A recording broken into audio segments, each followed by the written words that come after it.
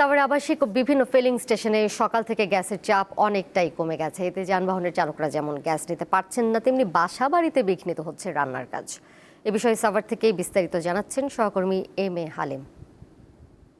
সকাল থেকে কিন্তু এই সাভার শিল্পাঞ্চল এবং আবাসিক এরিয়াতে কিন্তু গ্যাসের সংকট দেখা দিয়েছে, যার ফলে আবাসিক এবং সিএনজি স্টেশনগুলোতে তীব্র গ্যাসের সংকটে এখানে ভোগান্তিতে পড়েছেন গ্রাহকরা। তো সেই বিষয়ে আমি কথা বলবো এখানে যারা ভোগান্তিতে রয়েছেন এবং সিএনজি স্টেশনগুলোর কর্তৃপক্ষের সাথে। ক্লেমনের কিউআর কোড স্ক্যান করো আর ঘুরে দেখো বাংলাদেশের ঐতিহ্য।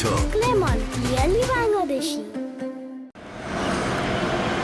প্রেশার 10টা গাড়ি না দিতে দিতে প্রেশার নেমে আবার আধা ঘন্টা 1 ঘন্টা লাগে প্রেশার উঠতে, আবার 10টা গাড়িতে এইভাবে চলতেছে। গ্যাস নাই, এই জন্য পাম্প অলরেডি বন্ধ করে রাখছে। এই পাম্প সকাল থেকে বন্ধ।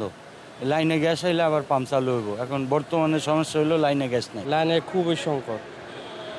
এই গাড়ি সব বসে রয়েছে, সবাই রাত এই যে ওই গাড়িগুলো কাল রাত থেকে বসে রয়েছে, কোনো গ্যাসই নেই। এখানে বলতেছে গ্যাস নাই, লাইনে গ্যাস নাই বলতেছে। এখন আমরা তো ওই আপনার গ্যাস ছাড়া তো গাড়ি চালাতে পারবো না। গ্যাস থাকলে এক ভাব, না থাকলে আরেক ভাব মনে হয়, না থাকলে বন্ধ করে দিলে ভালো। আমরা এক জায়গায় বেড়াতে যাব, এখন গ্যাস নেওয়ার জন্য আসছে, এখন এখানে গ্যাস নাই। এই জন্য তো আমরা ভুক্তভোগী, মানে আমাদের যাত্রীদের খুবই অসুবিধা হয়। এমনিতে তো খুব গরম, তার মধ্যে আরও ওয়েট করাটা আমাদের জন্য একটু বিরক্তিকর এই আর কি, বাচ্চাদের নিয়ে।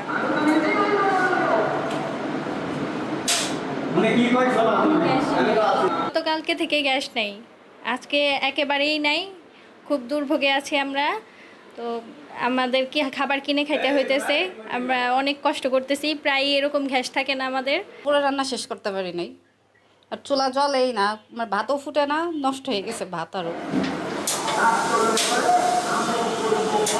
সাভার অঞ্চলে প্রয়োজন 15 PSIG, সেখানে আজ সকালে সরবরাহ রয়েছে, যেমনটি আমরা জানতে পেরেছি বিশ্বস্ত সূত্রে। সেখানে 5 PSIG, যার কারণে তীব্র সংকট দেওয়া আছে। তো এই তেলের পরে এই গ্যাসের সংকট, সেটি সাভারবাসী অচিরে সমাধান চা।